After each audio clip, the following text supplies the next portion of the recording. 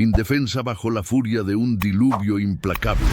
Cargando en brazos el peso de 2 niños desmayados, su único instinto fue sobrevivir a esa fatídica noche. Sin embargo, en medio de ese camino engullido por el lodo, emergió una silueta que desafiaba la lógica del lugar. Una anciana doblegada por el tiempo, cuyos ojos brillaban como brasas en la tormenta, y que, con una sola frase, alteró irrevocablemente el destino de esa familia. Pueden imaginar el terror absoluto de una madre obligada a elegir entre huir de una hechicera temida por todo el pueblo o arriesgarse a perder lo que más ama. Puede parecer increíble, pero esta historia es real. Antes de continuar, los invito a suscribirse al canal y dejar su me gusta, porque el secreto que esa mujer desveló esa noche los sorprenderá mucho más de lo que imaginan. Y díganme en los comentarios, ¿desde qué ciudad siguen esta historia? Me complacerá enormemente saber hasta dónde llegan estas crónicas. Prepárense,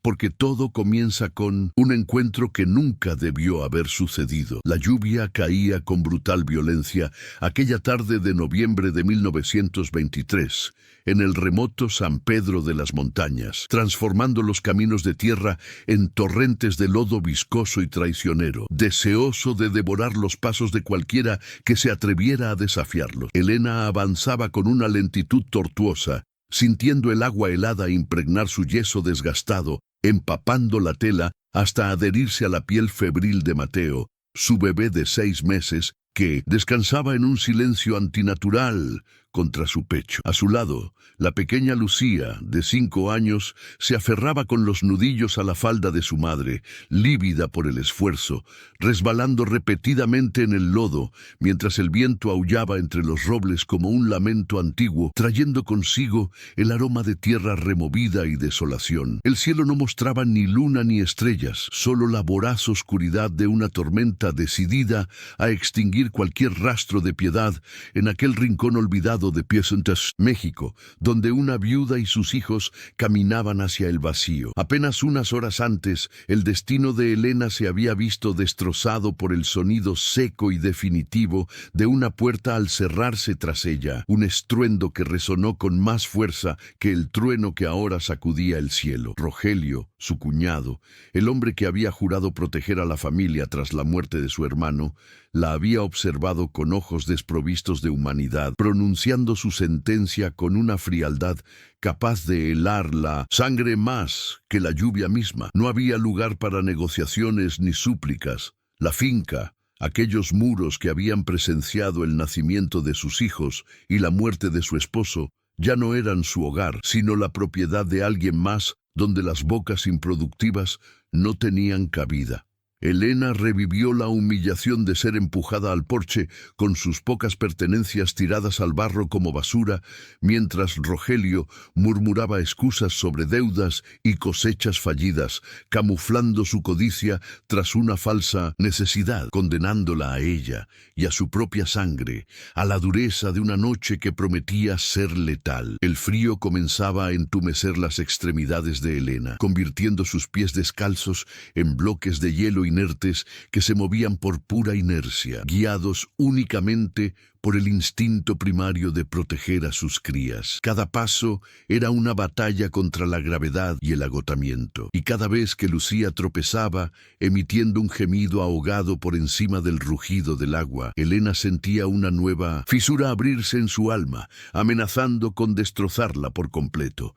No tenían destino. El pueblo estaba a kilómetros de distancia, un viaje imposible en esas condiciones adversas, y los vecinos más cercanos habían cerrado las ventanas ante la tormenta o, quizás, ante la desgracia ajena, pues en aquellos tiempos la desgracia se consideraba contagiosa, como una plaga a la que nadie quería invitar a cenar. La desesperación empezó a nublar la lucidez de Elena, trayendo a la superficie imágenes de su marido, recuerdos de una calidez ya disipada y promesas susurradas en la oscuridad que ahora sonaban a crueles mentiras. Se preguntó si Dios la había olvidado, si su viudez era un pecado que expiaba bajo el aguacero, o si la vida era simplemente así, brutal, Una sucesión de golpes sin sentido. Al vislumbrar el rostro pálido de Mateo bajo los pliegues del yeso, el terror la golpeó con más fuerza que el vendaval. El niño no lloraba, no se movía. Su piel estaba fría como el mármol de una tumba. El pánico le inyectó una dolorosa dosis de adrenalina,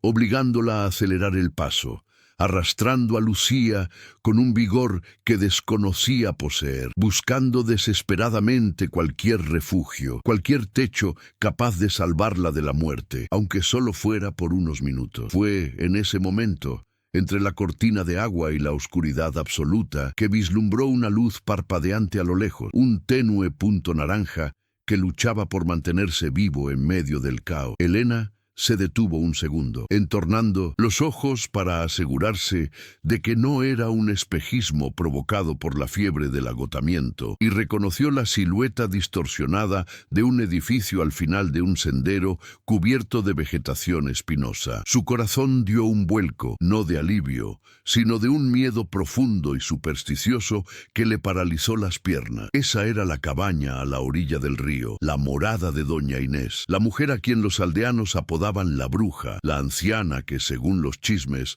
conversaba con las sombras y hacía pactos con aquello que no debía ser nombrado. Las leyendas sobre doña Inés alimentaban las pesadillas de todos los niños de la región. Historias susurradas al calor de las fogatas sobre niños que entraban a sus tierras y salían transformados en aves nocturnas, o sobre cultivos que se marchitaban ante una simple mirada de sus ojos oscuros. Elena había crecido cruzando la calle al verla pasar, protegiendo su vientre durante el embarazo, temiendo la influencia de aquella mujer solitaria que vivía al margen de Dios y de los hombres.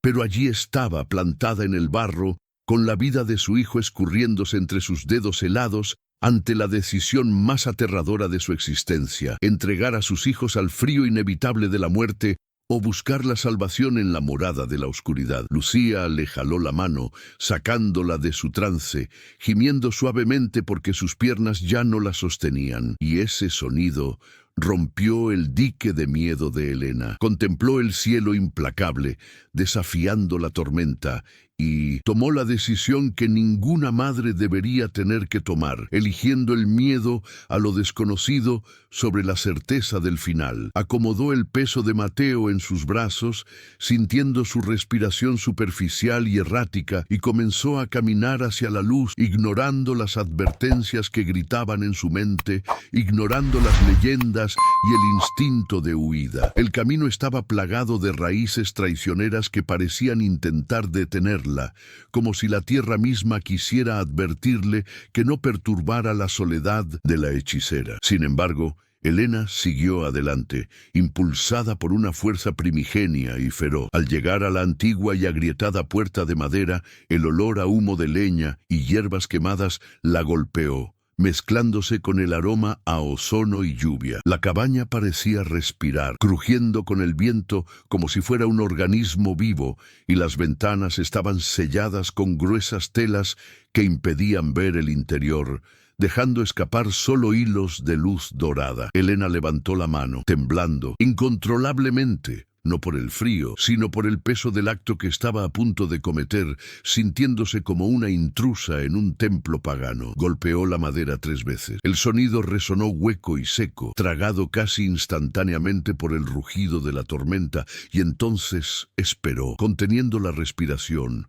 escuchando el repentino silencio que pareció caer sobre la casa, como si todo lo que la habitaba hubiera interrumpido su marcha para escucharlo. La puerta se abrió con un crujido lento y doloroso, revelando una densa oscuridad que olía a tiempo acumulado, cera derretida y secretos celosamente guardados. En el umbral apareció una figura diminuta y encorvada, sosteniendo una lámpara de aceite que proyectaba largas sombras danzantes sobre su rostro, surcado de profundas arrugas como cañones de tierra árida. Doña Inés No tenía cuernos ni colmillos, pero sus ojos eran pozos de una negrura insondable que parecían atravesar la carne y leer directamente el espíritu de Helena. No pronunció palabra, no preguntó quién era ni qué deseaba. Simplemente bajó la mirada hacia la figura inmóvil que Helena llevaba sobre su pecho y luego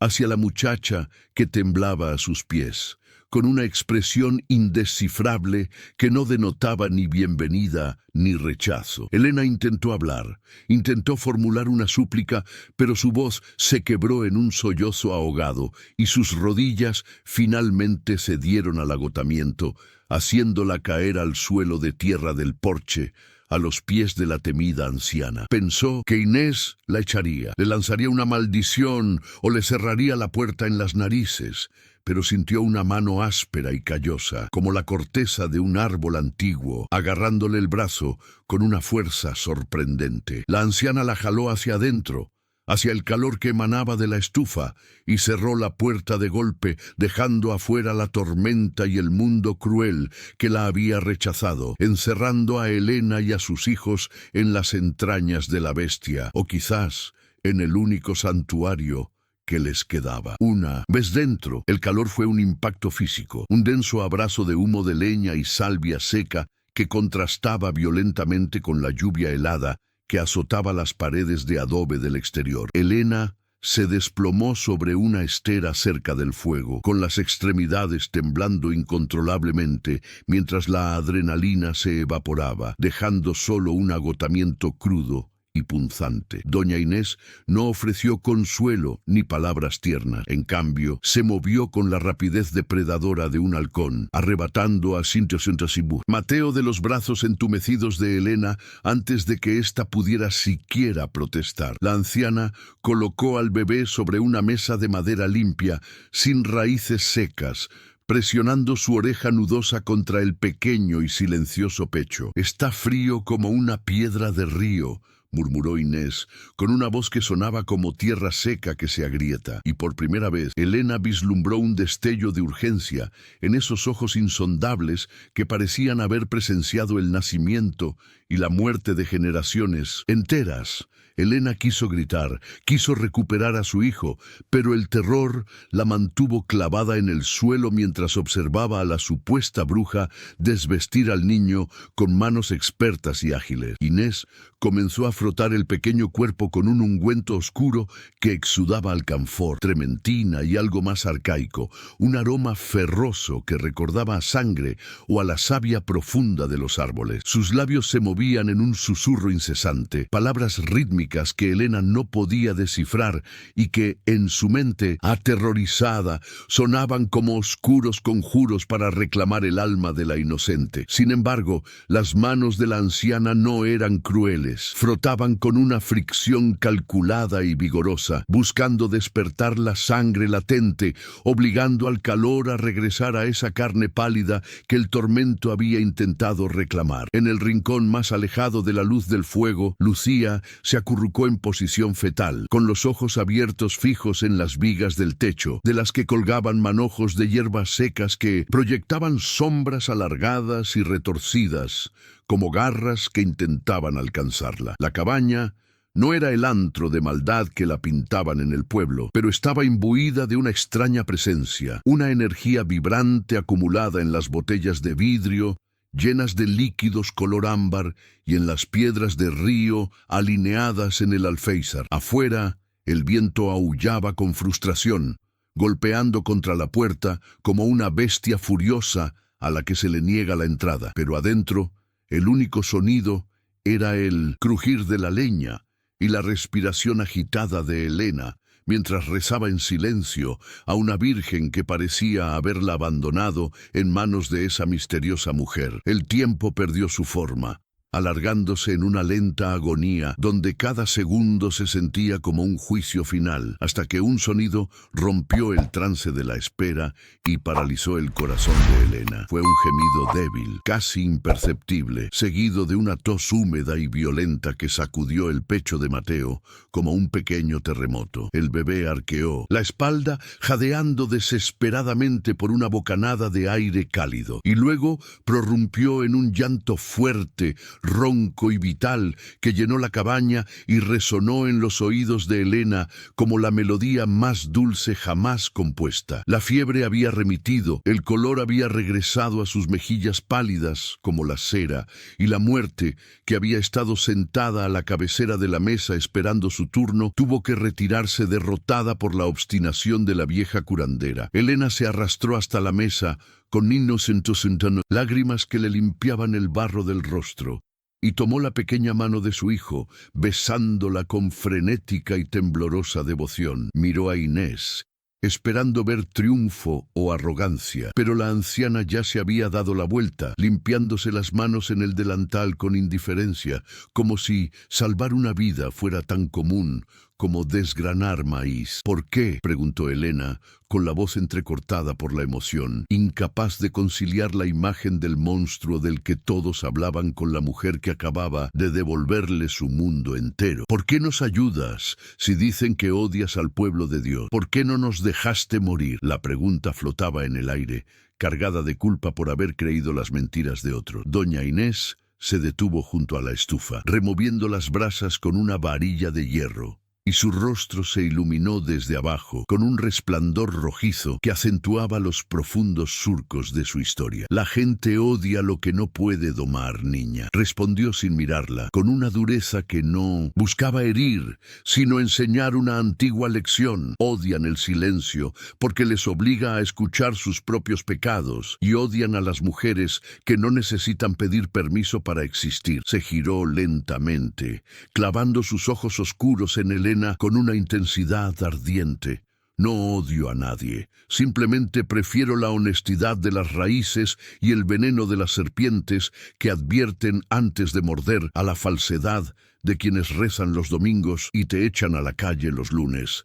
La noche transcurrió en 1900 tensa vigilia, con Elena abrazando a sus hijos bajo una gruesa manta de lana que olía a oveja y humo, incapaz de cerrar los ojos por miedo a que la realidad cambiara si dejaba de vigilarla. Cuando el amanecer se filtró por las grietas del bosque, la tormenta había cesado, dejando tras de sí un silencio absoluto y un mundo deslavado y brillante que parecía, a la vez, nuevo y peligroso. Elena se levantó, con el cuerpo dolorido, esperando ser ahuyentada por la primera luz, lista para reanudar su viaje hacia la nada con la cabeza gacha. Pero Inés ya estaba despierta, moliendo café en un molinillo de piedra con movimientos rítmicos, y simplemente señaló una cesta de maíz en un rincón con un seco asentimiento. Si van a comer, tienen que trabajar.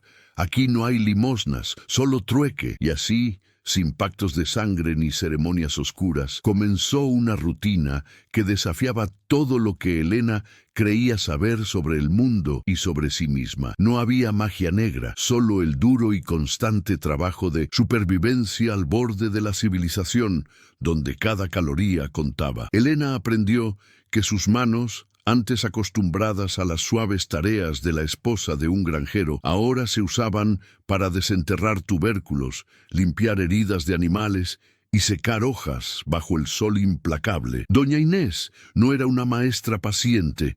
Enseñaba con el ejemplo y con reprimendas secas, corrigiendo la postura de Elena mientras cortaba leña o mostrándole cómo distinguir las hierbas que curaban la fiebre de las que paralizaban el corazón, desmitificando el miedo con cada lección práctica. Con el paso de los días, el miedo de Elena se transformó en respeto reverencial al ver que la brujería de Inés no era más que una profunda y amorosa observación de la tierra que pisaban. Vio cómo la anciana hablaba a las plantas no por locura, sino por reconocimiento, comprendiendo sus ciclos y necesidades, como una madre comprende el llanto de sus hijos. La cabaña en el acantilado dejó de ser un lugar de terror para convertirse en un santuario de conocimiento olvidado, un refugio donde el tiempo parecía detenerse y donde la soledad no era un castigo, sino una fortaleza inexpugnable. Lucía y Mateo recuperaron la salud, engordando con guisos de conejo y tortillas caseras,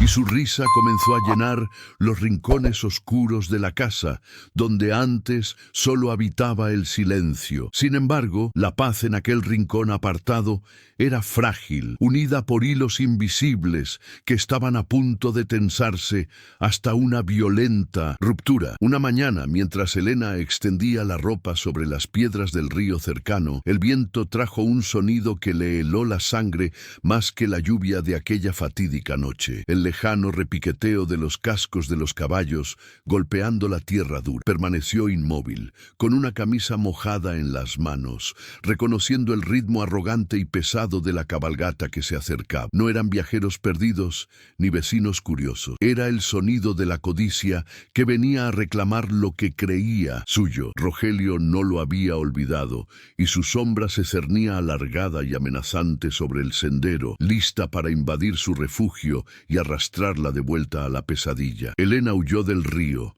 con el corazón latiéndole con fuerza contra las costillas como un pájaro enjaulado, ignorando las ramas espinosas que le desgarraban las pantorrillas y el barro que intentaba sujetarla como las manos de un muerto. El repiqueteo de los cascos se hizo más fuerte, una percusión violenta que resonó en la boca del estómago, anunciando la llegada de una desgracia que creía haber dejado atrás. No necesitaba verlos para saber quiénes eran. El aire mismo parecía haberse espesado con la pestilencia de la avaricia y el olor a tabaco barato que siempre acompañaba a su cuñado. Llegó a la cabaña sin aliento, con los pulmones ardiendo por el esfuerzo y el terror, y se arrojó contra la puerta de madera, justo cuando las primeras sombras de los jinetes se proyectaban largas y distorsionadas sobre el claro, oscureciendo la poca luz que se filtraba entre los viejos árboles del barranco. Cerró la entrada con una pesada tranca de roble. Le temblaban tanto las manos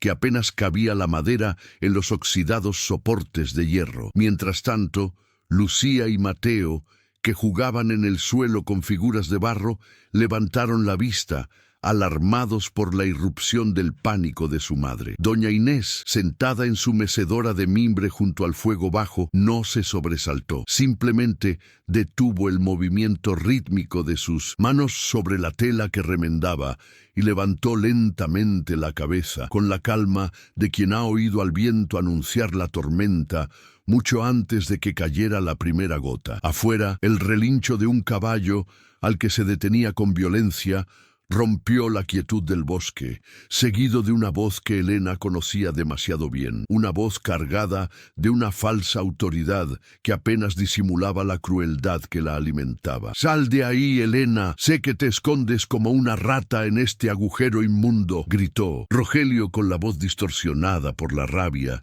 filtrándose por las grietas de las paredes de adobe como un veneno invisible. Un golpe brutal hizo vibrar la puerta, el impacto seco de la culata de un rifle contra la madera vieja, haciendo que el polvo acumulado durante años cayera de las vigas del techo sobre el cabello de los niños. Lucía ahogó un grito, llevándose las manos a la boca, con sus grandes ojos llenos de lágrimas buscando a su madre, mientras Mateo rompía a llorar, un sonido agudo que delataba su irremediable presencia. Elena se agachó, abrazando a sus hijos, sintiendo cómo el viejo terror, el que había aprendido a golpes y silencios en la granja, la paralizaba de nuevo, convirtiéndola de nuevo en la viuda indefensa que no tenía ni voz ni voto sobre su propio destino. «No tengo todo el día, mujer.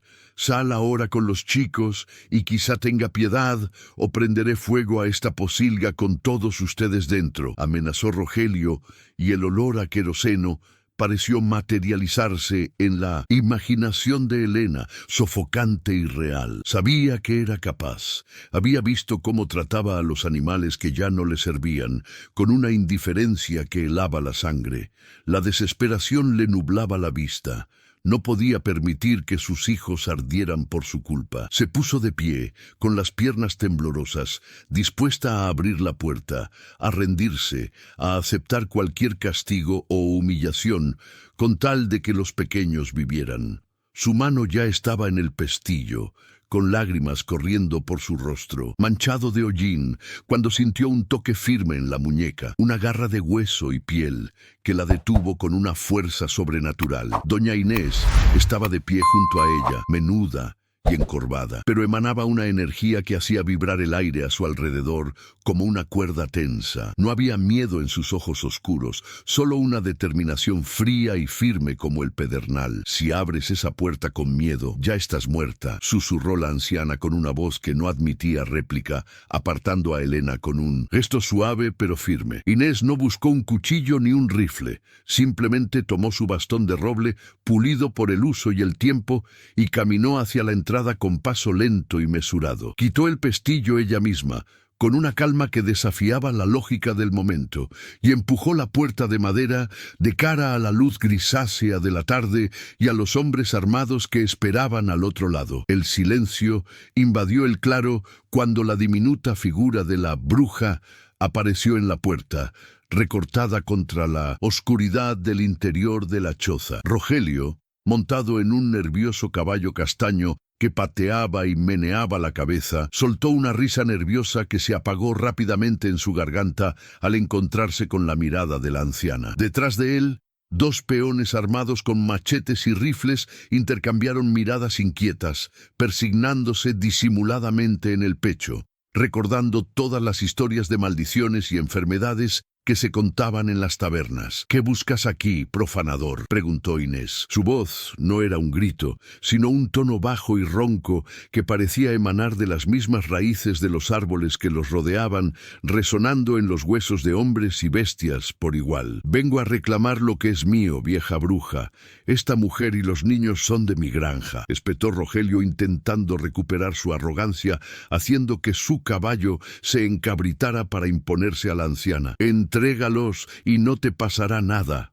Interviene, y te juro que ni el diablo te salvará de la hoguera», apuntó el rifle al pecho de Inés, el cañón frío y negro buscando un blanco fácil, pero su mano temblaba imperceptiblemente. Inés no se inmutó, ni siquiera parpadeó ante el arma. En cambio, dio un paso adelante, bajando los escalones del porche hasta pisar la tierra húmeda del patio, a merced de los cascos de los caballos, desarmada y vulnerable, pero inmensa en su dignidad. «¿Crees que el poder reside en este trozo de metal y madera?», preguntó Inés, alzando lentamente su bastón y señalando no a Rogelio, sino al cielo, donde las nubes oscuras comenzaban a ondear de nuevo como si respondieran a una llamada silenciosa. «Pero el verdadero poder reside en la tierra que pisas, Rogelio, una tierra con memoria que guarda los ecos de lo que se hace en la oscuridad». El viento se levantó de repente,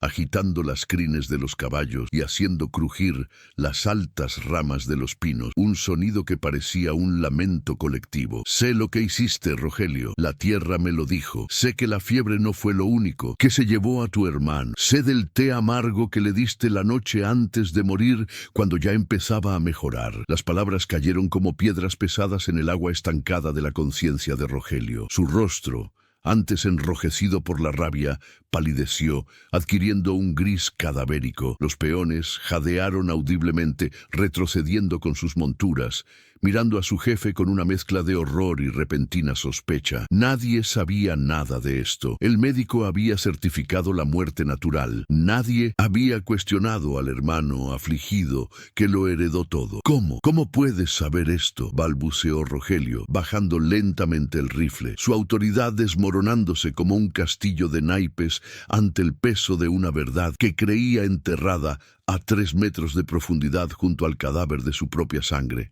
«¡Mientes! ¡Eres un brujo mentiroso!», gritó, pero su voz sonaba hueca, llena de un pánico infantil que lo delataba. «Si das un paso más en mi tierra», continuó Inés, avanzando implacablemente, haciendo que el caballo de Rogelio se encabritara de puro terror, casi derribando a su jinete. «Cada raíz de este bosque se alzará para atar tus pies, y los muertos que crees haber silenciado gritarán tu nombre hasta que enloquezcas». El animal, percibiendo el miedo de su dueña y la electricidad en el aire, relinchó salvajemente y giró con la boca abierta, liberándose de la brida y galopando hacia el sendero, lejos de la mirada acusadora de la anciana. Los peones no esperaron ninguna orden. Espolearon a sus caballos y huyeron tras él, santiguándose abiertamente, dejando tras de sí una nube de polvo y el eco de su cobardía. Inés permaneció allí, de pie en medio del claro vacío, respirando con dificultad,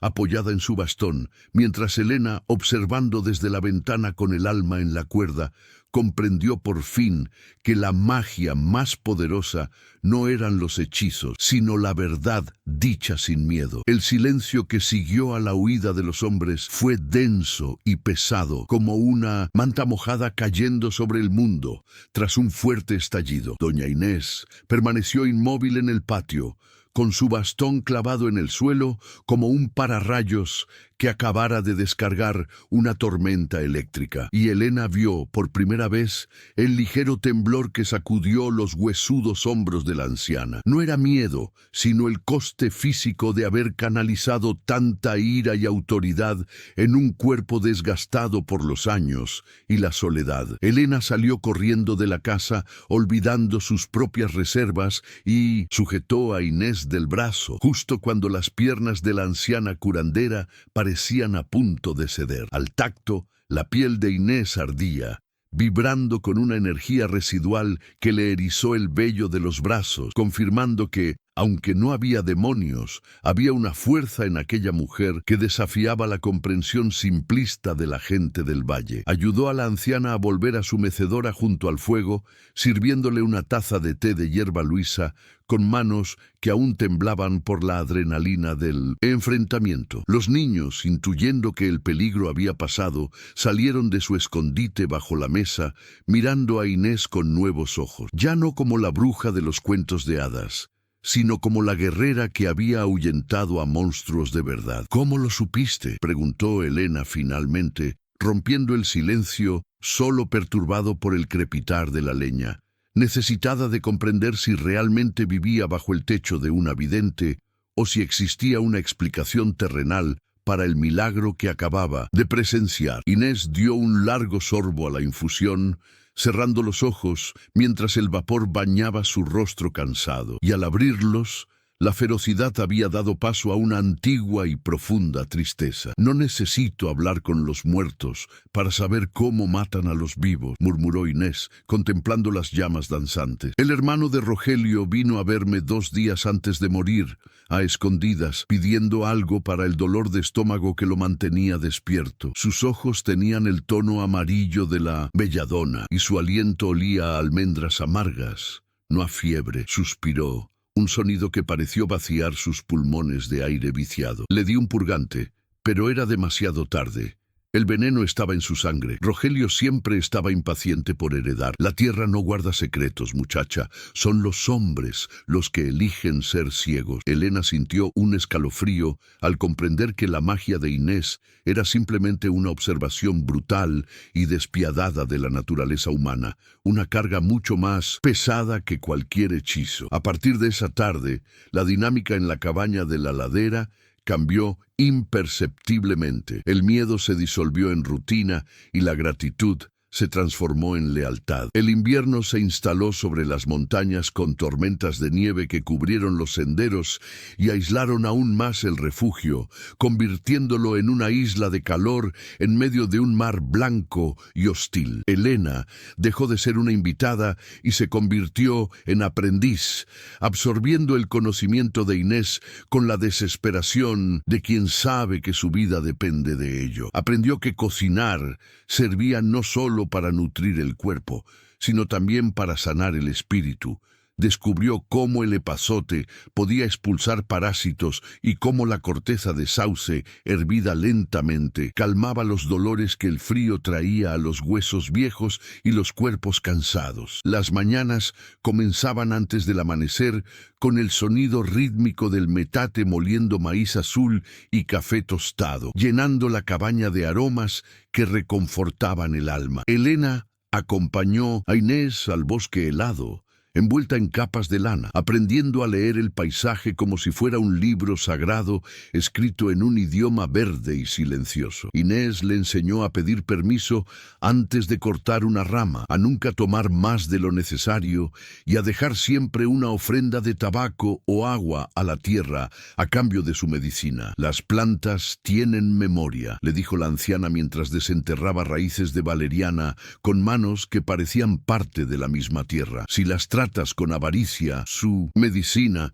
se vuelve veneno. Si las tratas con respeto, te prestarán su fuerza. Los niños prosperaron en ese confinamiento forzado, lejos de las miradas críticas de los aldeanos y de la pobreza que los había marcado. Mateo empezó a gatear por el suelo de tierra compactada, persiguiendo a los gatos monteses que Inés alimentaba, fortaleciendo sus pulmones con el aire puro de la montaña. Lucía, que había llegado muda por el trauma, recuperó la voz cantando viejas canciones que la anciana le había enseñado mientras trillaban mazorcas de maíz junto al fuego. Inés, aunque todavía brusca y de pocas palabras, permitió que la niña trenzara sus canas o durmiera reclinada en su regazo, mientras ella contaba historias de tiempos en que los animales hablaban y los ríos tenían nombres de mujer. La bruja se había convertido en una abuela feroz, y la choza, el único hogar verdadero que Elena había conocido. Sin embargo,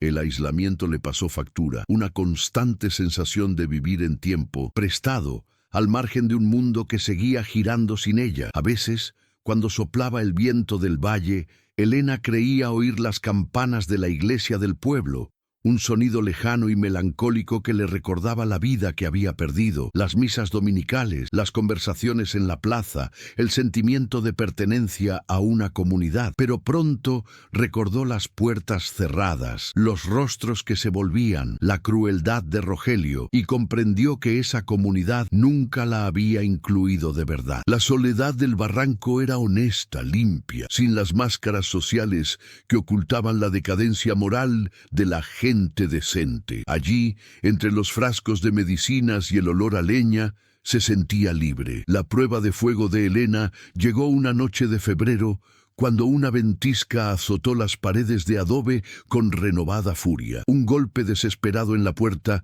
los despertó sobresaltados. No el golpe autoritario de un hombre, sino el frenético tamborileo de unos dedos pequeños y aterrorizados. Inés, que sufría de dolor en las articulaciones por la humedad, tardó en levantarse, así que fue Elena quien abrió la puerta, encontrando a una joven del pueblo, con el rostro cubierto de yeso empapado y los ojos abiertos de par en par por el pánico. «Por favor», sollozó la desconocida, cayendo de rodillas en el barro de la puerta. «Mi hijo se está asfixiando. Tiene garrotillo en la garganta, y el médico del pueblo dice que no hay nada que hacer.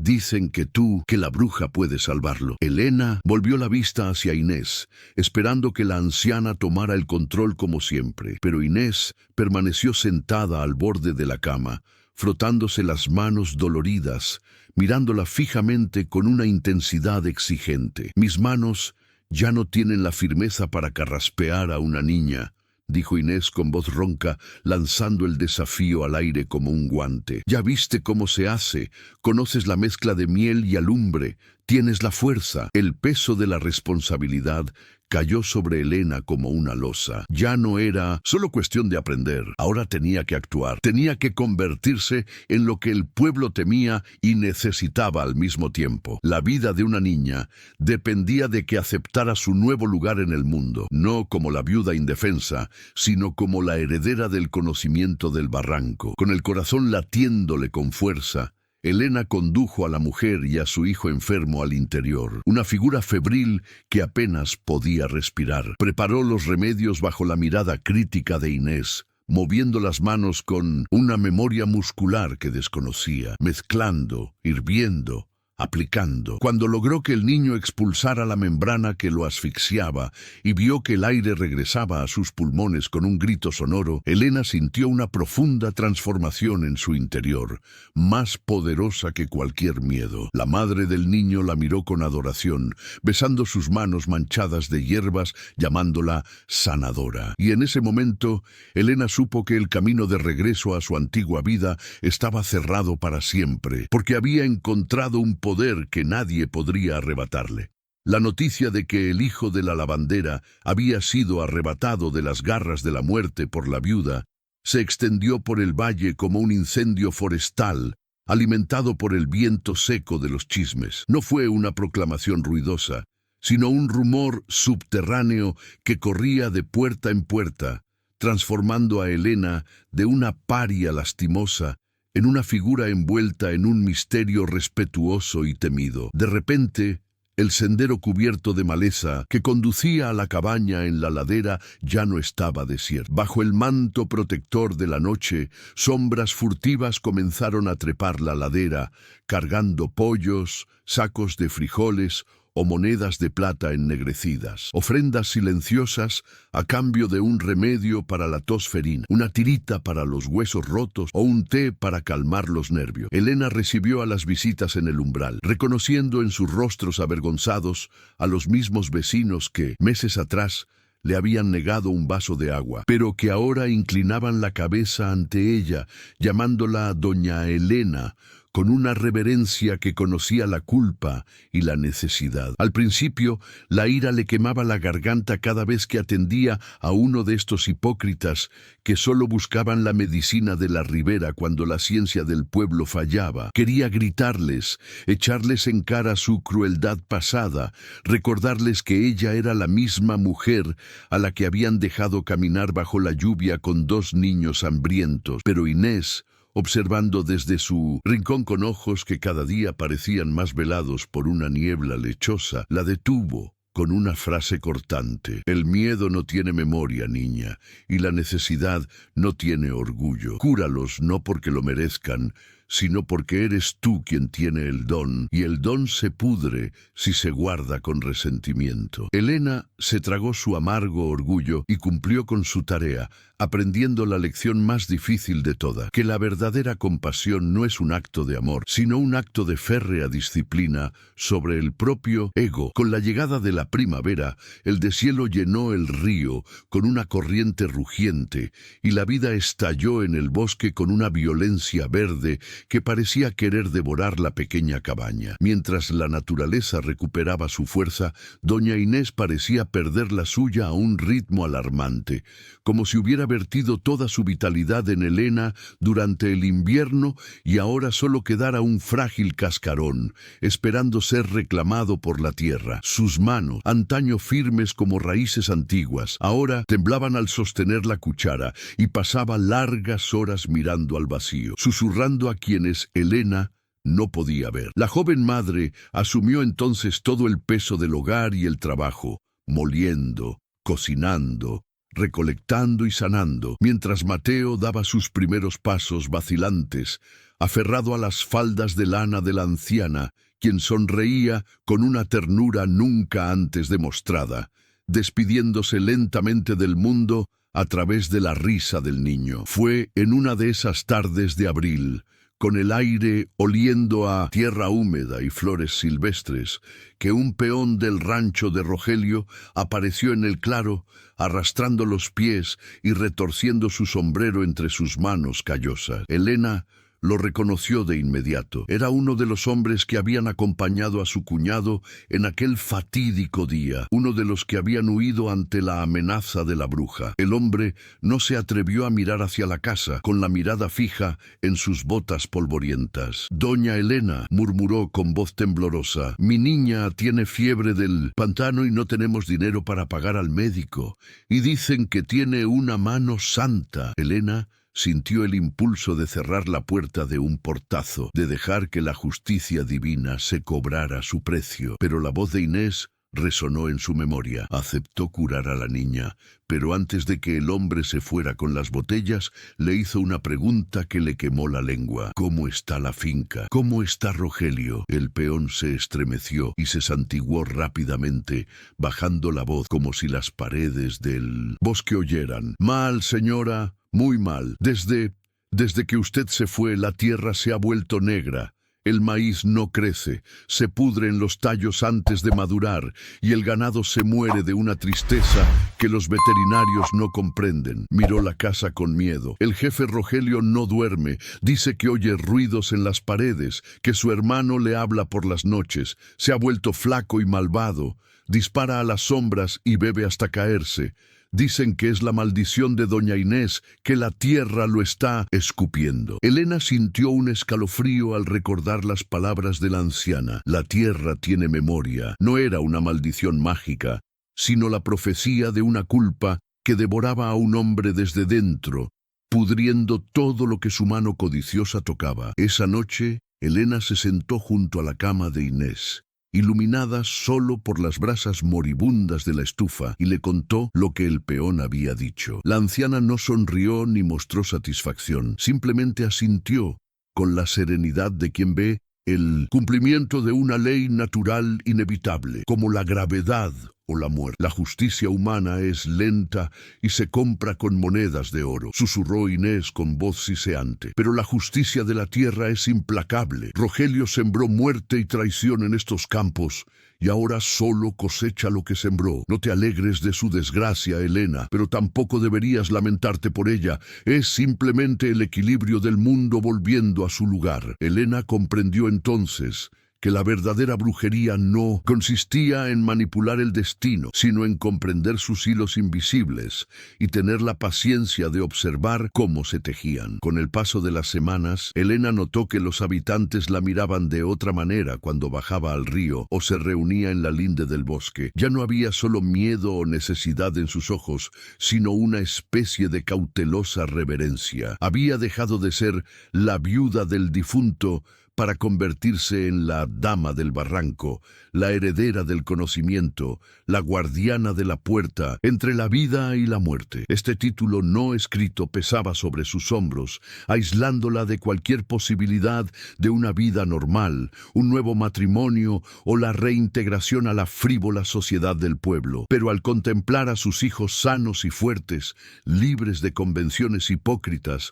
Elena supo que era un precio que pagaría 1000 veces más. Había cambiado la aceptación social por la soberanía de su propia alma, y el trato le parecía justo. Sin embargo, la inminencia de la muerte de Inés ensombrecía la cabaña. Una noche, la anciana llamó a Elena y le pidió que abriera un cofre de cedro que guardaba celosamente bajo su cama, un objeto que Elena jamás había visto abierto. Dentro no había oro ni joyas, sino viejos cuadernos de cuero, llenos de notas escritas a mano con dificultad y dibujos de plantas, junto con semillas raras envueltas en tela de lino y piedras de formas extrañas. «Esto es todo lo que tengo y todo lo que soy», dijo Inés, acariciando los libros con dedos temblorosos. «Estas son las recetas de mi madre y de mi abuela. No te dejo ni tierras ni dinero, Elena, porque hombres como Rogelio pueden arrebatártelos. Te dejo el conocimiento, que es lo único que nadie puede arrebatarte de la cabeza. Cuídalo, y él te cuidará a ti y a los tuyos cuando yo no sea más que polvo en el viento». Elena lloró en silencio, agarrada a la fría mano de la anciana, sintiendo cómo la vida se le escapaba del diminuto cuerpo que había sido su fortaleza. Inés la miró con repentina claridad. Sus ojos oscuros brillaron con una última chispa de intensidad. «No tengas miedo de estar sola aquí arriba», le dijo con firmeza. «No estás sola. Mira a tu alrededor. Tienes a tus hijos, tienes este bosque que te ha aceptado, y tienes tu propia fuerza que es mayor de lo que crees. Llegaste aquí arrastrándote como una oruga, pero ahora vuelas, mujer. No dejes que nadie te corte las alas otra vez, ni por amor, ni por miedo». Era la despedida que Elena necesitaba, la bendición final de una madre espiritual que la había adoptado cuando el mundo la había desechado. 3 días después, doña Inés murió mientras dormía, poco antes del amanecer, con la misma discreción y silencio con que había vivido. Elena no gritó ni se desesperó. Lavó el cuerpo de la anciana con romero y agua de romero.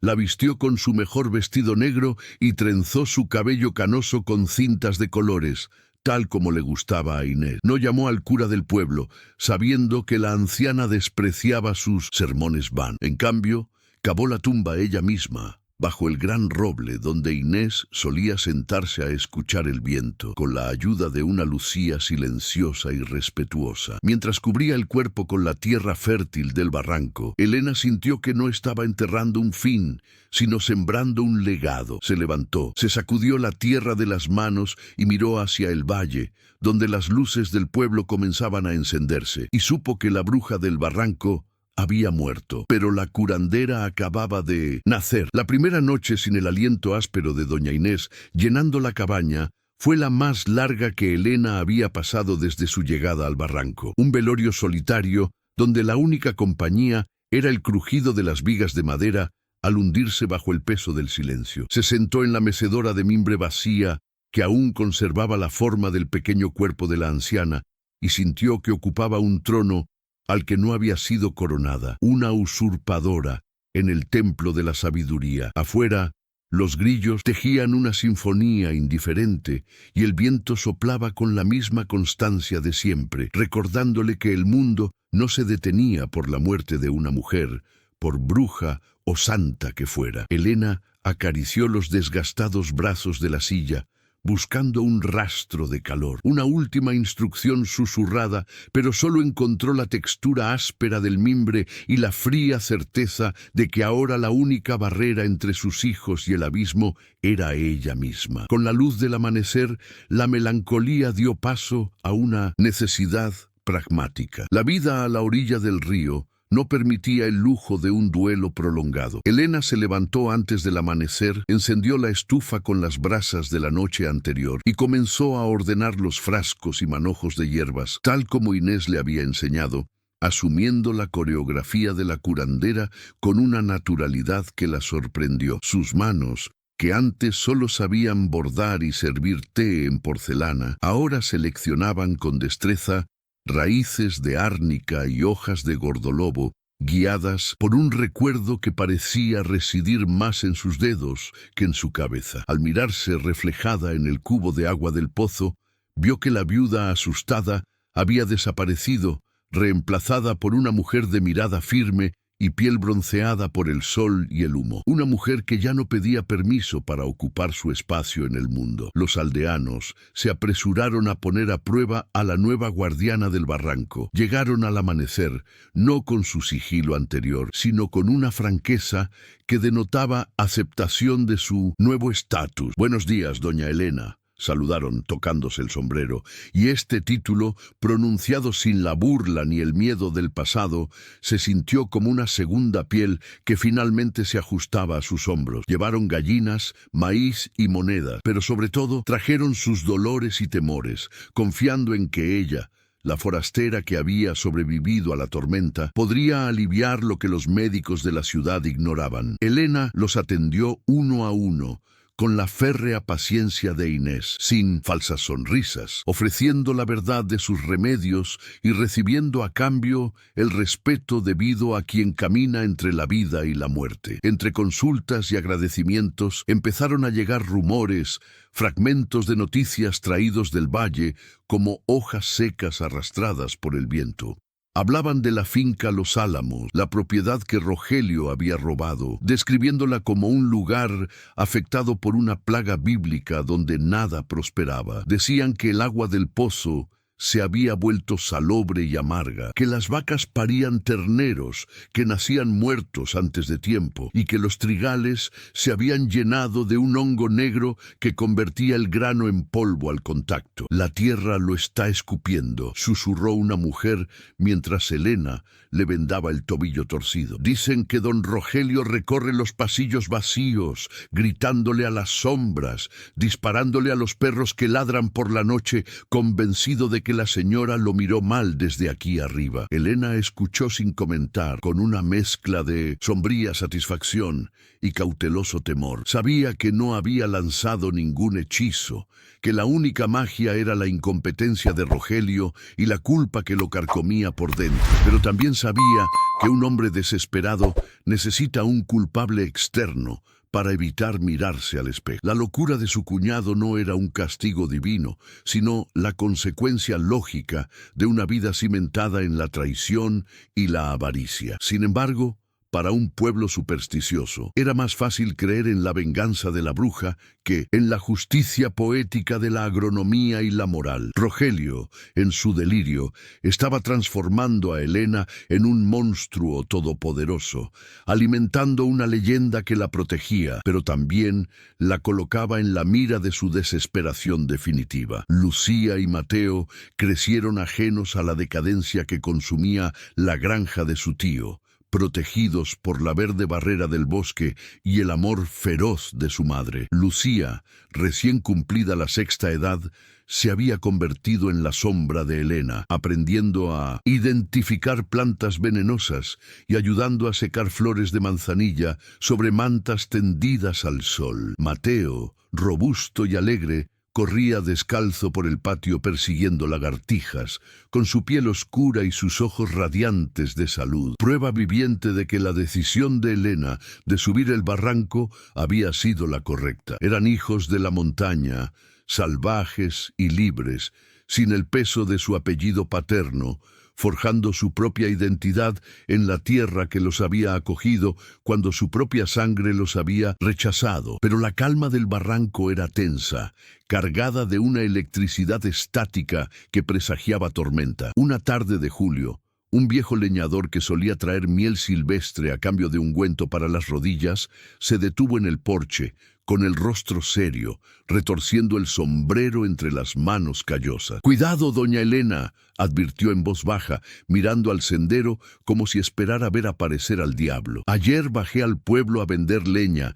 y vi a don Rogelio en la taberna. Estaba borracho como una cuba, diciéndole a cualquiera que lo escuchara que iba a subir aquí a reclamar lo que es suyo, que iba a quemar a la bruja que secó sus tierras. Nadie lo escuchó, porque ya lo consideraban loco, pero un loco con un rifle y nada que perder es más peligroso que una serpiente pisoteada. Elena sintió un repentino escalofrío en el estómago, no el miedo paralizante de aquella primera noche bajo la lluvia, sino una alerta fría y calculadora como la de una loba que olfatea a un depredador cerca de su guarida. Agradeció al leñador con un tarro de miel y cerró la puerta con doble cerrojo aquella noche, pero no se escondió bajo las sábanas. En cambio, sacó la vieja escopeta de perdigones que Inés guardaba detrás del armario, la limpió con aceite y trapos viejos y la cargó con mano firme. No permitiría que nadie, ni Rogelio,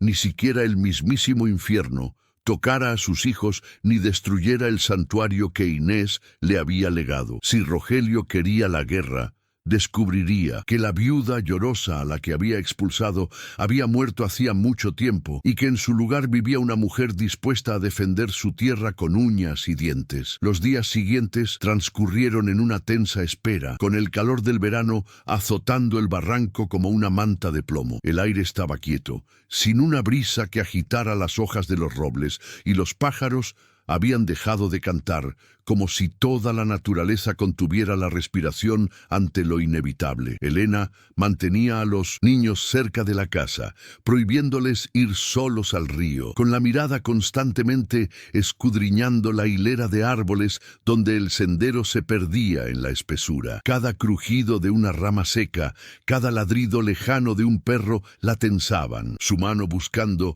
instintivamente el mango del machete que ahora siempre llevaba en la cintura, una herramienta de trabajo convertida en arma de defensa. Sabía que vendría. La decadencia de la granja no le dejaba otra opción que buscar la destrucción de quien creía la causa de su ruina, Y por fin llegó. Era al anochecer, cuando el cielo se teñía de un violeta turbio y las sombras se alargaban, distorsionando las formas del bosque. No se oía el traqueteo de los caballos ni los gritos de los vaqueros. Esta vez, solo el arrastrar de pasos pesados y una respiración ronca que rompía la quietud del claro. Elena salió al porche con el rifle en la mano y lo vio allí, de pie junto a la vieja cerca de piedra. Rogelio era una sombra de lo que había sido. Delgado, con la ropa sucia y rota, los ojos inyectados en sangre y llenos de locura, con una botella medio vacía en una mano y una antorcha apagada en la otra. No traía ejército,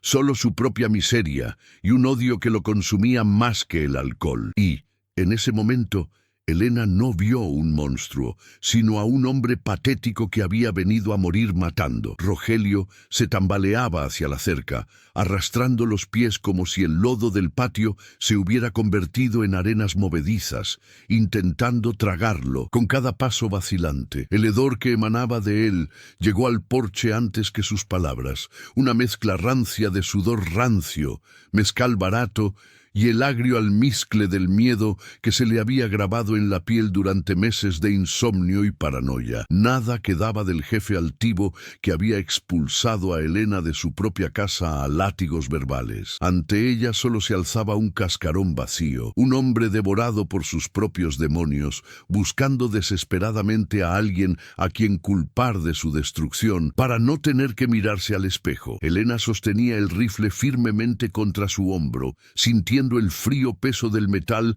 como una extensión de su propia voluntad, y aunque su corazón latía con fuerza, sus manos no temblaban ni un ápice, sostenidas por la certeza de que defendía algo sagrado. «Lo lograste.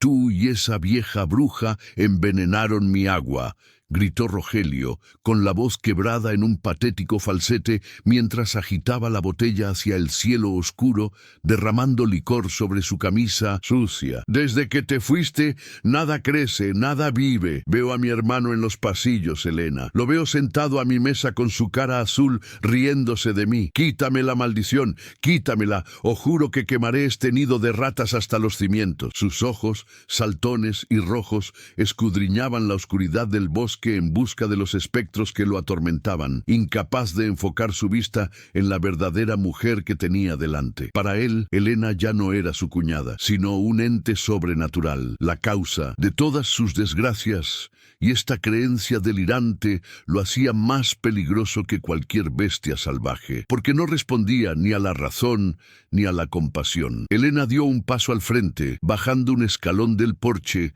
para que la luz de la luna llena iluminara su rostro, mostrándole que no había cuernos ni sombras demoníacas, solo la determinación de una madre. «Nadie envenenó tu agua, Rogelio, envenenaste tu propia sangre con envidia», respondió con una voz serena y resonante que atravesó el aire, nocturno como un cuchillo. «Tu hermano no te persigue porque yo lo haya invocado. Te persigue porque lo mataste por un pedazo de tierra que ahora te rechaza. La tierra sabe quién la trabaja con amor y quién la mancha con el crimen. No soy yo quien te castiga, es tu propia conciencia la que te quita el sueño». Las palabras, cargadas de la verdad que Inés le había revelado, golpearon a Rogelio con la fuerza física de una bofetada, haciéndolo tambalearse hacia atrás contra la cerca de piedra. La mención del crimen, pronunciada en voz alta a cielo abierto, pareció quebrar el último hilo de cordura que le quedaba. Soltó un aullido de furia animal, tiró la botella al suelo, donde se hizo añicos con un estruendo cristalino, y con torpeza buscó una caja de cerillas en sus bolsillos con manos temblorosas.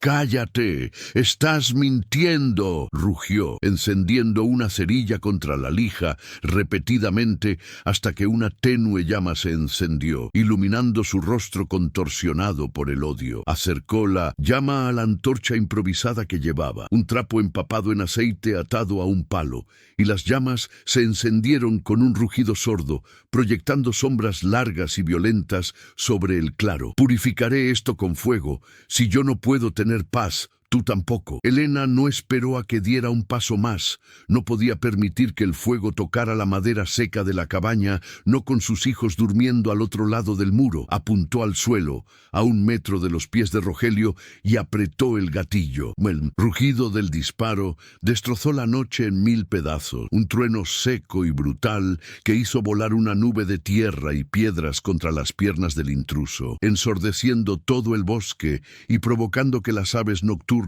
alzaran el vuelo en un aleteo despavorida. El retroceso golpeó el hombro de Elena, pero ella no se movió, recargando el arma con un movimiento fluido y mecánico, lista para el segundo disparo, esta vez sin intención de fallar si él decidía avanzar. Rogelio, aturdido por la explosión y el dolor de la grava al golpearle las espinillas, dejó caer la antorcha, que rodó por el césped húmedo, silbando inofensivamente antes de desvanecerse en el barro. Cayó de rodillas, cubriéndose la cabeza con los brazos, sollozando como un niño perdido en la oscuridad. Su bravuconería se evaporó en el humo de la pólvora. «No me mates, por favor.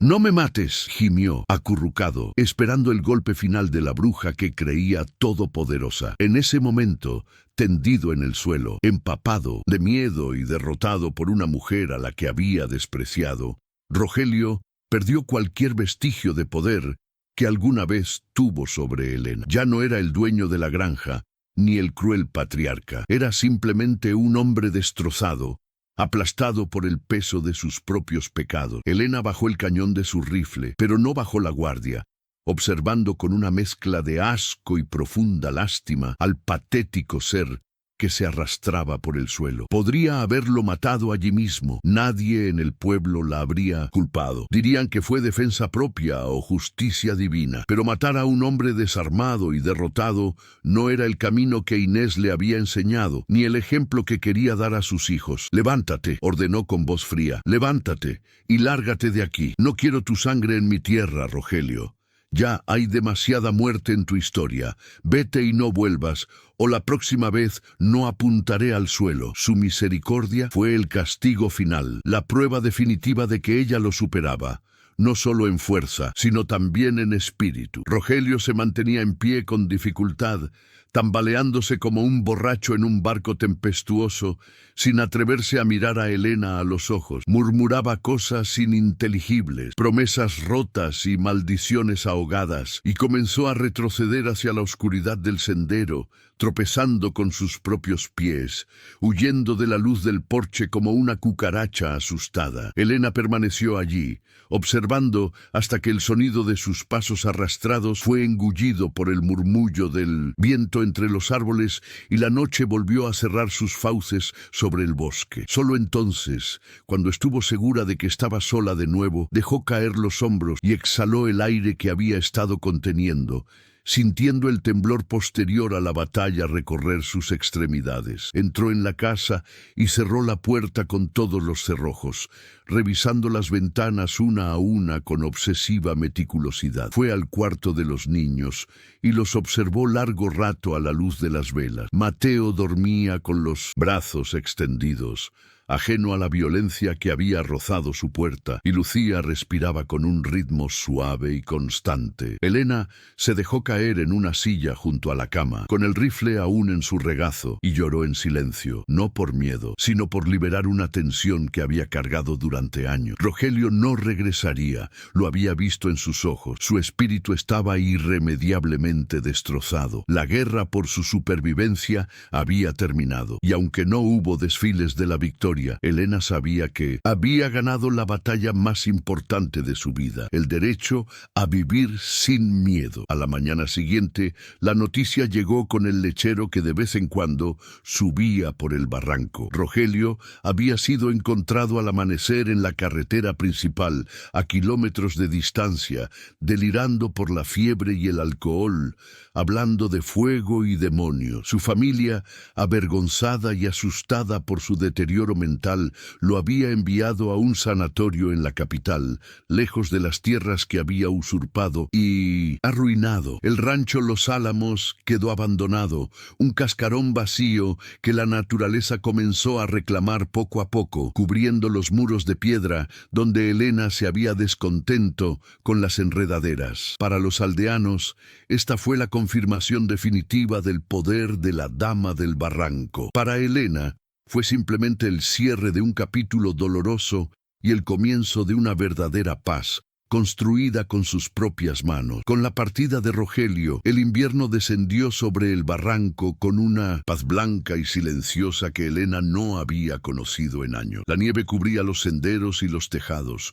pero dentro de la cabaña el fuego nunca se apagaba, alimentado ahora no solo por la leña de roble, sino por la certeza de que nadie vendría a apagarlo. Elena aprovechó estos meses de confinamiento para enseñarle a Lucía los secretos más profundos del oficio, aquellos que requerían paciencia y silencio, cómo destilar la esencia de las flores de lavanda para calmar la ansiedad, o cómo leer en 1970 las cenizas de la estufa el tiempo que llegaría la semana siguiente. Lucía, a sus 7 años, lo absorbía todo con solemne seriedad, sus pequeñas manos imitando los movimientos de su madre con gracia natural, revelando que el legado de Inés no había muerto, sino que se había ramificado en una nueva generación. La primavera llegó con un deshielo violento que hizo rugir los ríos y trajo consigo una visita inesperada, no de amenazas, sino de legalidad burocrática. Un abogado de la capital del estado,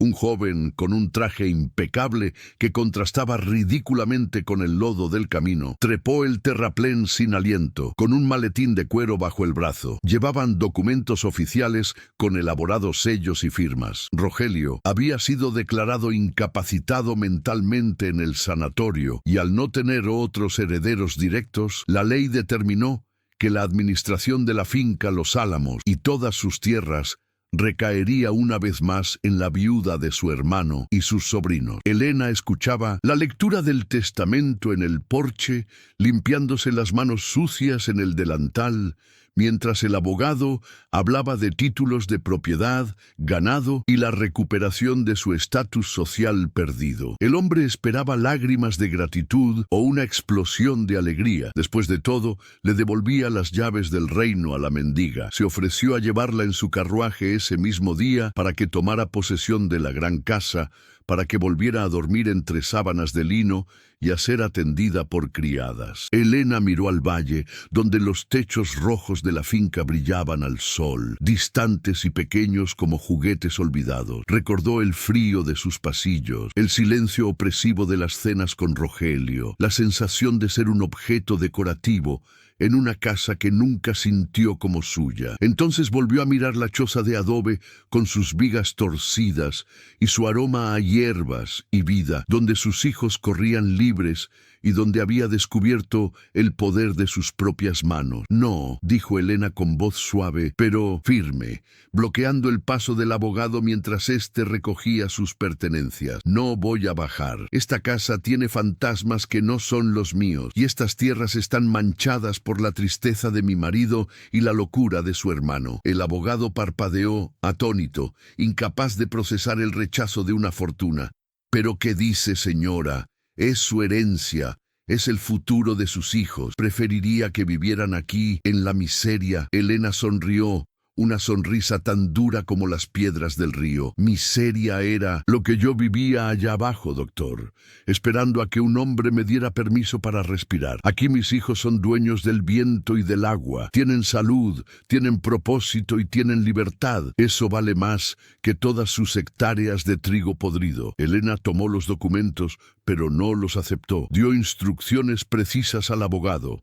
Las tierras de cultivo debían dividirse entre las familias de los jornaleros que habían trabajado allí durante generaciones sin poseer nada, aquellos a quienes Rogelio había explotado hasta la médula. La casa principal debía permanecer cerrada o convertirse en escuela, si así lo deseaban los aldeanos. Pero ella jamás la pisaría. Firmó los papeles en la rústica mesa del porche con letra firme y clara, renunciando a la riqueza material para asegurar su riqueza espiritual. Cuando el abogado bajó la cuesta meneando la cabeza y murmurando sobre la locura de las mujeres de la montaña, Elena sintió que se había quitado el último grillete. Había tenido la oportunidad de volver a ser la jefa y había elegido seguir siendo la curandera. Los años transcurrieron, marcados no por el calendario, sino por las cosechas y las estaciones. Mateo se convirtió en un joven alto y fuerte, con los hombros anchos,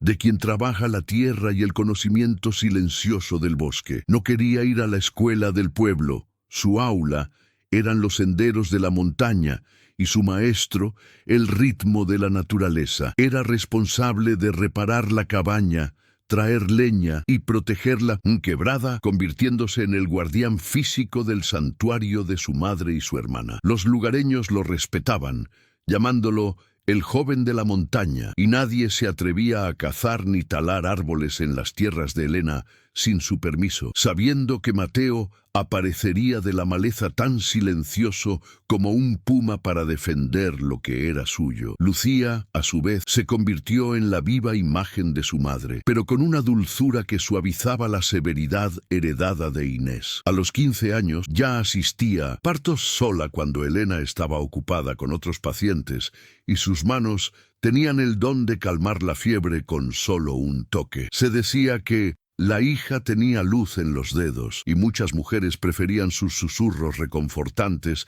a los pragmáticos regaños de Elena. Madre e hija trabajaban juntas, 2 generaciones de sanadoras que habían transformado el barranco maldito en un hospital de almas, un lugar donde no se juzgaba el pecado, sino que se curaban las heridas, ya fueran del cuerpo o del espíritu. Una tarde de otoño, cuando Elena ya lucía un cabello plateado que brillaba como rayos de luna en su trenza, una figura subió lentamente por el sendero. No era un enfermo ni un comerciante, era el cura del pueblo, un hombre nuevo, joven y progresista que había reemplazado al anciano párroco que condenaba a las brujas. Llegó a pie, sin aliento, y se detuvo respetuosamente ante el porche. «Señora Elena», dijo, quitándose el sombrero, «he venido a pedirle un favor. La sequía ha secado el pozo de la plaza del pueblo y los niños tienen dolores de estómago por el agua del río de baja altitud. Sé que conoce los manantiales de agua limpia en las montañas. ¿Nos ayudaría a encontrar uno nuevo?» Fue la rendición definitiva de la institución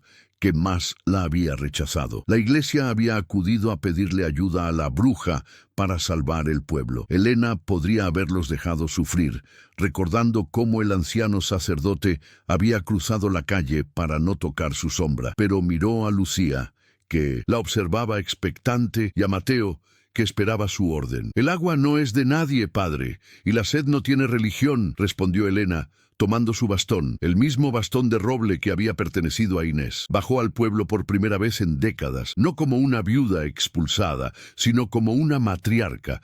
Guió a los hombres hasta un manantial oculto en las altas rocas, usando su conocimiento del terreno para darles vida. Cuando el agua cristalina brotó, la gente aplaudió y algunos intentaron besarle las manos, pero ella se retiró con dulzura. No buscaba adoración, solo equilibrio. La vejez llegó a Elena no como una enfermedad, sino como un dulce y merecido crepúsculo. Sus piernas comenzaron a fallar, obligándola a pasar más tiempo en la mecedora del porche, desde donde observaba el valle que una vez la había exiliado y que ahora dependía de ella. Lucía tomó las riendas de la oficina por completo, convirtiéndose en la nueva señora de la barranca, mientras que Elena asumió el papel que Inés había tenido con ella. La consejera silenciosa, el recuerdo vivo. A veces, en las tardes lluviosas, Elena cerraba los ojos y sentía la presencia de Inés sentada a su lado. Y más allá, el recuerdo difuso de su esposo, ahora sin dolor, y sonreía al darse cuenta de que había cumplido su promesa. Había sobrevivido y sus hijos eran libres. El final llegó en una tranquila noche de verano, con las ventanas abiertas, dejando entrar el aroma a jazmín y el aire nocturno. Elena llamó a Lucía y Mateo a su cama, no con miedo, sino con la serenidad de quien ha terminado su jornada laboral. Les entregó el baúl de Inés, ahora lleno de sus propios cuadernos, añadiendo 40 años más de sabiduría al legado. No llores, les dijo, acariciando los rostros de los adultos que había criado contra viento y marea. No me voy, solo me convierto en parte de lo que siempre nos ha protegido. Búscame en la lluvia, en las raíces del roble y en la fuerza de tus propias manos. Cerró los ojos y exhaló su último aliento, dejando atrás un cuerpo desgastado por el trabajo y el amor, pero con el alma intacta. La enterraron junto a Inés, bajo el gran árbol guardián, y dicen que al día siguiente una enredadera de flores blancas que nadie había plantado cubrió ambas tumbas, entrelazándolas para siempre. La choza del barranco nunca cerró. Allí permanece, con humo saliendo de la chimenea, un faro para los desesperados y los perdidos. La historia de la viuda que desafió la tormenta y superó el miedo aún se cuenta en San Pedro de las Montañas, no como una historia de terror, sino como una leyenda de esperanza. ¿Y tú, alguna vez has sentido que el mundo te cerraba todas las puertas solo para obligarte a encontrar tu verdadero camino? ¿Alguna vez has tenido que elegir entre lo seguro y lo correcto? Cuéntame tu historia en los comentarios, porque a veces es en la oscuridad más profunda donde encontramos nuestra propia luz.